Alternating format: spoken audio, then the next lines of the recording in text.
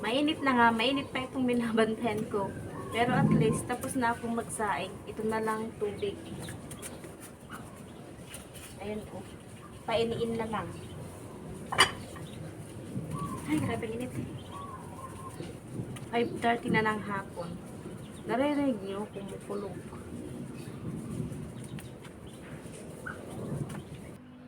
Excuse me po. Hello mga kapreni, magandang hapon. Sa mga oras na ito ay alas 3 na ng hapon at grabe ang init. Ay, nasa 36 degrees ang init. Dahil may init, kailangan kong magkape. Kape tayo, walang makakapigil sa kape. Mainit man o malamig ang panahon. Ayan, lukewarm na kape. Nabel? May gustong makikape.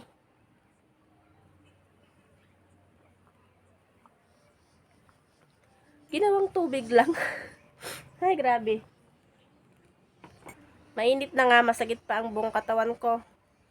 Kaya ngayong hapon, hindi na muna ako nagtulak-tulak ng karitilyang may lamang graba at saka nagpala-pala dyan kasi ramdam ko na talaga yung sakit ng aking katawan. Lalong-lalo na itong aking likuran, dito sa may baywang, dito sa pababa, ang sakit, grabe. Saka itong kamay ko, kapag ginaganon ko, parang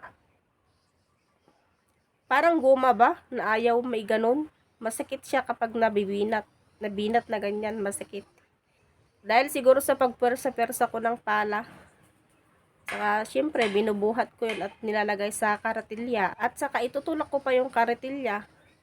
Naipon na rin siguro sa halos isang linggo kong pagtulak-tulak ng karatilyang may graba mix at saka pagpala-pala. Kahit na sa umaga, mga 5 beses, 6 na beses siguro akong makapagtulak ng karatilya at tinatambak dyan. Tinatambak dyan. Pero sa 5 beses na yon, kada after 30 minutes. Ayos lang naman kasi nakalahati ko na yan. Kaunti na lang yung natira. Saka ayan, nalampasan ko na yung poste ng bahay. At nakalagay na rin ako dyan ng kaunti. Ayan. Kaunti pa dyan, pero hindi isasagad dun ha, kasi huhukayin din naman yan at lalagyan ng bakod. Lalagyan din yan ng bakod na hollow block. Kaya hindi dapat isasagad hanggang doon ang panambak kasi mahuhukay din yan. Ayan. Maluwang din yung natapos ko ha. Hanggang doon. Doon sa may hanggang doon sa last na poste ng kon na yan. Bakod ng pato. Maluwang din yan at saka mabigat. Daming bato. Kaya itinigil ko muna ngayon kasi nga, yun nga. Ramdam ko na yung sakit ng aking katawan. May nagpapa-music sa kapitbahay. At sinabayan pa talaga na, eto nga, sinipon ako kahapon. Pagkatapos kong maglaba, ako din naman ang may kasalanan kasi uminom ako ng malamig na tubig. Kinagabihan, ayun na. Hatching ako ng hatching. Hanggang ngayon, masakit dito. Oh.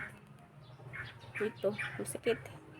Saka, yung ilong ko, para bang may nakalagay na sili na ewan. Kahit pa naiinggan nyo akong maglagay ulit ng graba doon sa kartilya, pero, ay, iniisip ko itong sakit na nararamdaman ko. Huwag na muna. Sige mga ka-friendly, kasi malakas yung pa-music nila dito sa kapitbahay.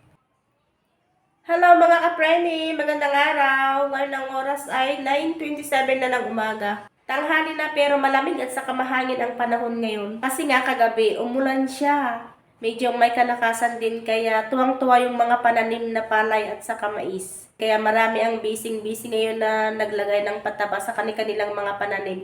Kaya yung nagsasaka sa amin ay yun na nga, naglagay na rin siya ng pataba habang basa pa yung lupa, samantalahin na dahil walang nakakalamba kasi sa susunod na mga araw, medyo matagalan naman bago umulan ba. Tsambahan na lang. At sana muling uulan mamayang hapon. Dahil sa katagalang hindi pag-ulan dito sa amin, yung mga lupa ng mga pananim, grabe, nagbitak-bitak na, saka natuyo na talaga, as in tuyong-tuyo yung mga lupa. At saka yung ibang mga mais, ayun na, inaatake ng mga insekto. Dahil nga sa walang ulan, matagal bago umulan at ayun na nga, dumating din yung pinapanalangin namin lahat dito na umulan. At sana nga, muling uulan mamayang gabi. Yan ang panahon namin ngayon. Hindi masyadong mainit yung araw niya. Kasi nga umulan kagabi kaya malamig. Basang-basa yung mga lupa.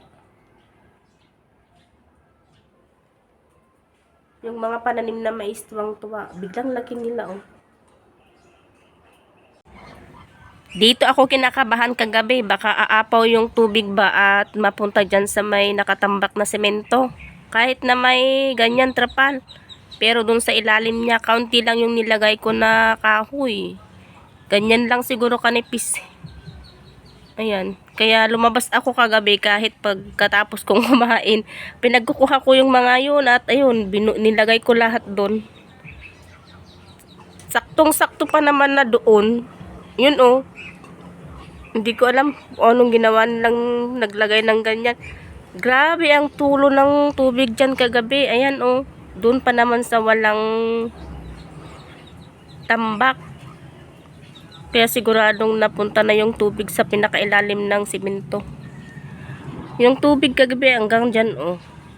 Wala na't natakpan na ng panambak yung level ng tubig kagabi. Ayan. Hanggang dyan yung tubig. Dahil noon, nung wala pa itong panambak, hanggang doon pa lang sa bakod ng mga pato. Grabe yung tubig dito.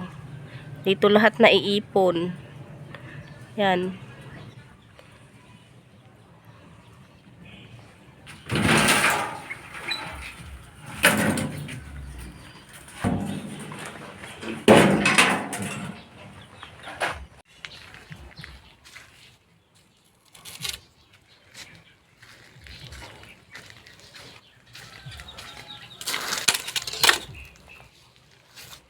Alas 11 na kaya tigil na muna ako sa pananambak.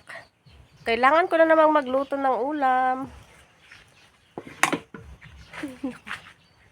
Ay, ang bilis talaga ng oras. Mabuti na lamang at lumabas ako kanina. Para bumili ng lulutuing ulam ba? Kalahating chicken. Isang piraso sayote. Lutuin ko nilaga at saka ihalo ko na rin itong tatatlong piraso ng ganito sitaw. Ito lalagyan ko na rin ng ganito para masarap yung sabaw.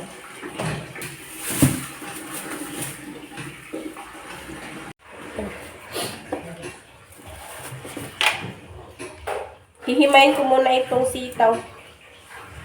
Ay, grabe ang sipon.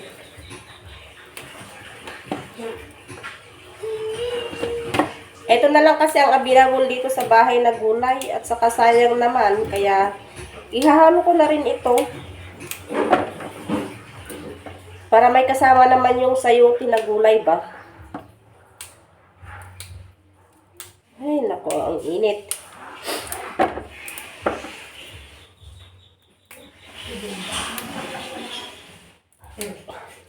Dito na ako sa loob maghimay kasi yung aking anak busy sa panligo.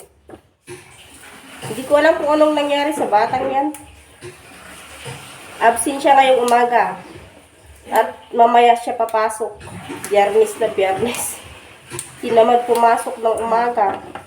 Kaya ayun, sabi ko maligo na siya.